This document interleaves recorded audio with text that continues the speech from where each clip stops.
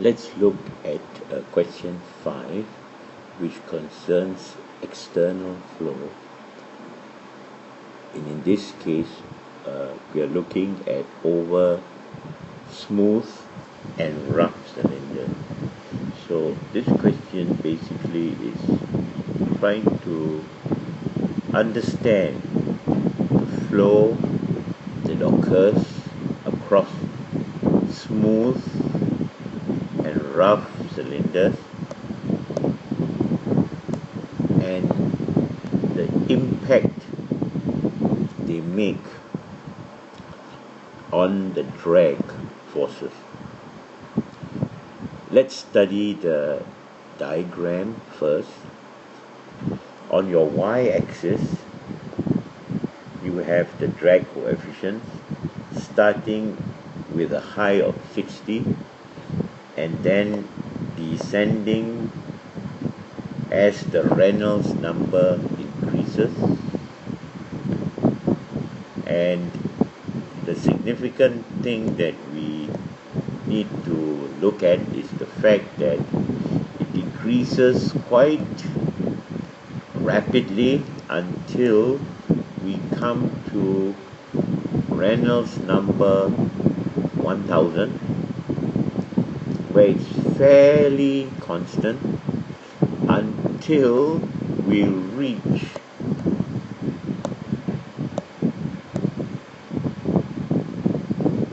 $10,000, and at 10,000 it pretty much is constant until, okay, the first vertical division would be 20,000, 40,000, 60,000, 80,000 and 100,000. So at 40,000 there is a sudden drop in the drag coefficient for rough cylinders, highly unintuitive, and in fact for smooth cylinders the drag coefficient does not change significantly until we hit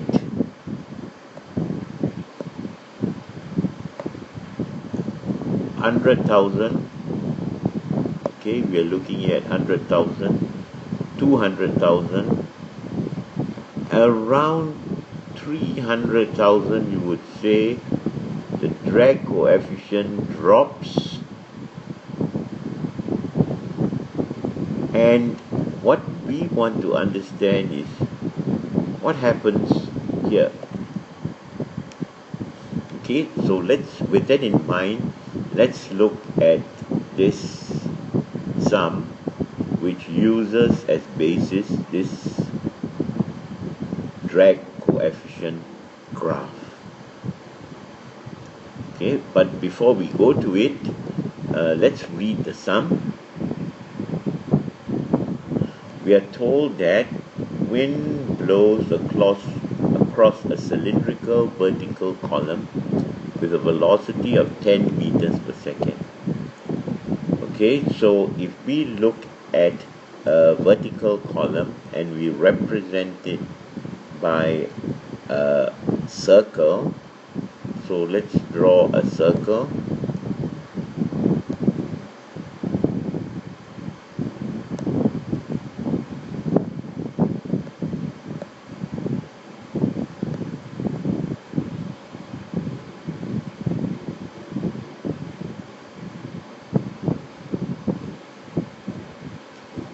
So let's imagine this is our cylindrical vertical column and we are looking at it in plan view as if from a helicopter, and we observe the wind flow.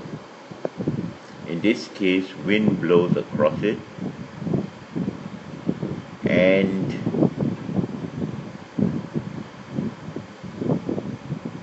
as a consequence of this action,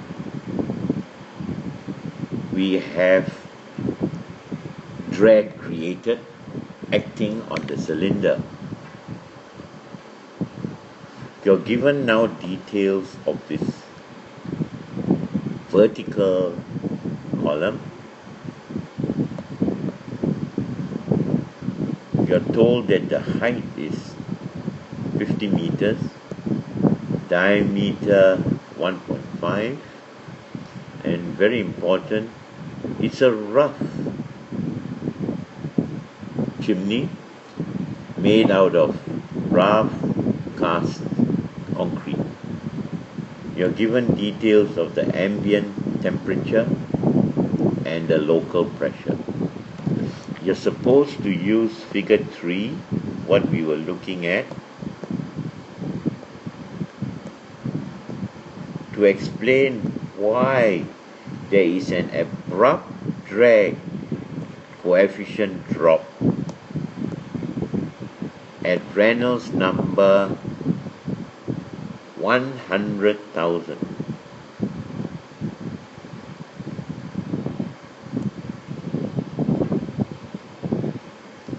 For a rough cylinder, while the drag coefficient for a smooth cylinder is almost constant from 1,000 to 200,000. 2 times 10 to the power of 5. So if you look at our diagram, you will see that you're asked to explain what happens here.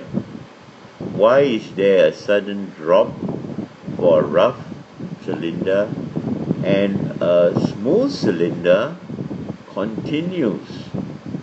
So in fact, a drop in the drag coefficient will be seemingly counterintuitive. Now, to understand it fully, let's look at a little sketch of our chimney, now in purple. You notice that there are 2 different wicks.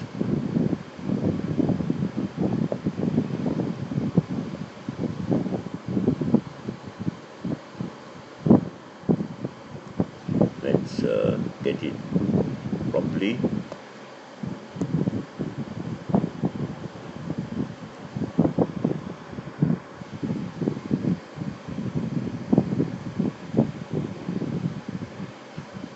Okay, let's get our wick here.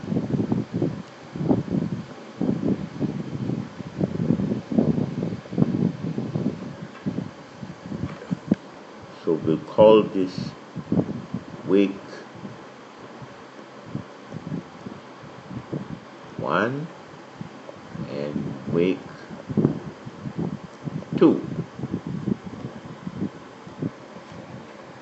You notice in this case separation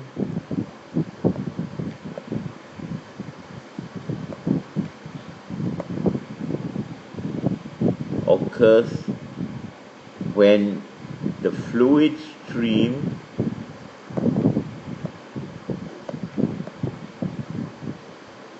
is unable to follow the geometry and there is a separation between the fluid and the geometry. Do you notice that this is for a smooth cylinder? However, for a rough cylinder, do you notice that separation is delayed? Now this delay is because of the turbulence of the rough surface allowing more of the fluid particles to hang on, and there is in fact a delay in separation. So the fluid particles in fact hang on.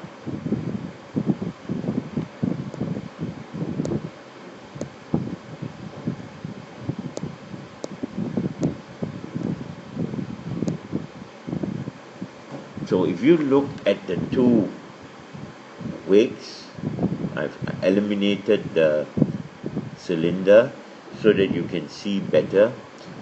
There is a significant reduction in the wake number 2 that causes the drag forces as opposed to the wake number 1. And because of the drag being less,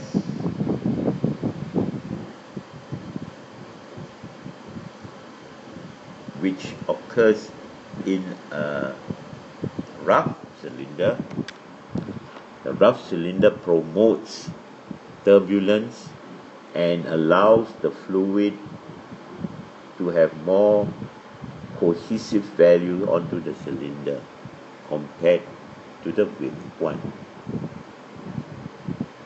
So let's look at the explanation with what we have just listened to. So let's go up.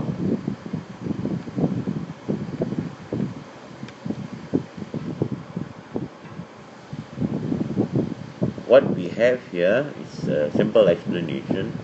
Over the range 1000 to 300,000,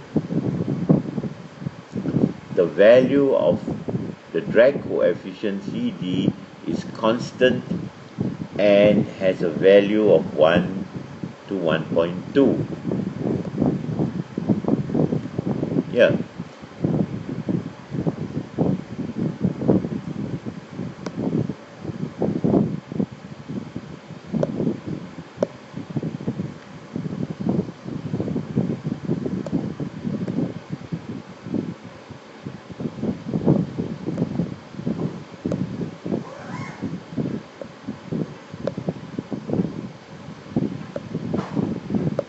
Let's get this thing organized.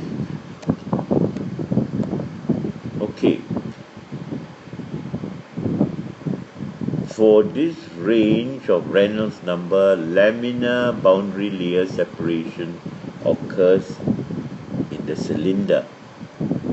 However, at a Reynolds number of 400,000, transition to a turbulent boundary layer occurs before separation, with the separation moving back to the rear portion of the cylinder.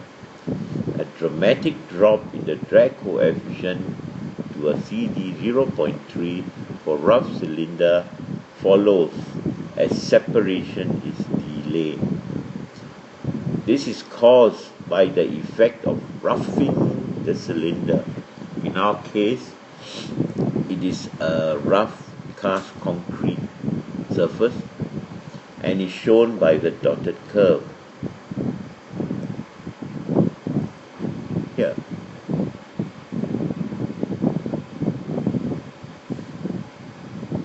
Okay, a little picture describes it as what we were looking at earlier. You can see the delay in the separation.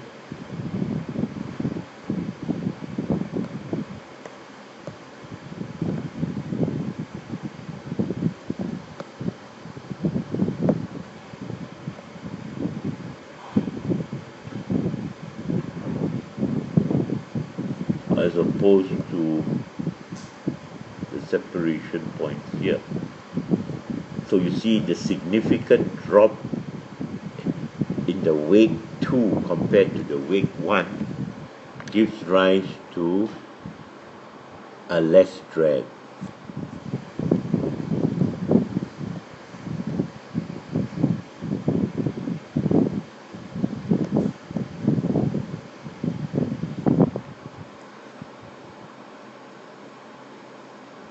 Now let's tackle the sum, making use of the graph that we had. You are told to confirm the drag coefficient of 0.6 on the cylindrical vertical column for the conditions stated above here. then show that the aerodynamic force to the wind on the cylindrical vertical column is 2.620 kilonewtons. Now let's look at the solution. The details of the cylindrical vertical column are given. Length is 50 meters, diameter 1.5, material rough cast concrete, rough surface, where the length of the chimney is significantly much greater than the diameter. Look at it, the length is 50 meters, the diameter is only 1.5 meters. Okay, from data sheets, you can take the kinematic viscosity, because we know we are operating at 30 degrees centigrade, and the density of air at that temperature is 1.164. We calculate the Reynolds number.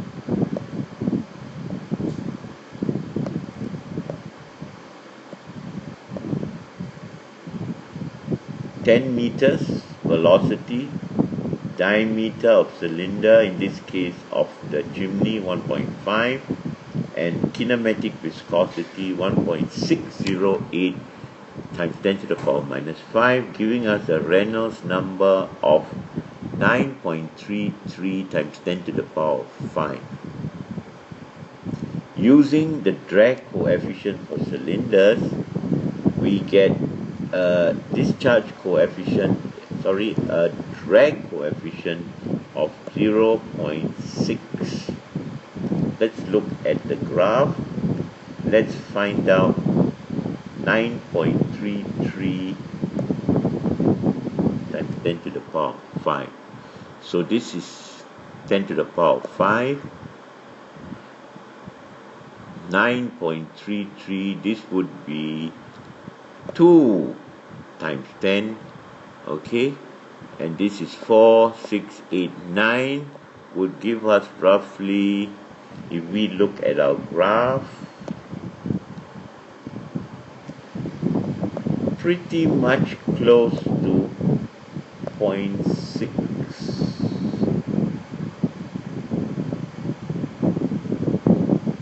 Okay, so we are at 9. This is, we have to be careful about reading with the log scale. This is 1 times 10 to the power 5. This will be 2 to the power 5. Sorry, 2, yes. And then 4, 6, 8, 9 would be somewhere in between here. And you can see we get our discharge coefficient 0.6.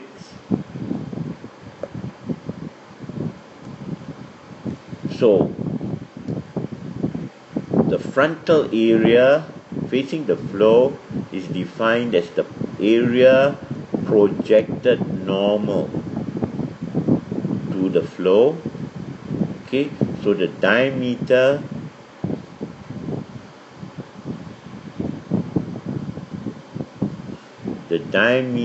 times the length will give us 1.5 times 10.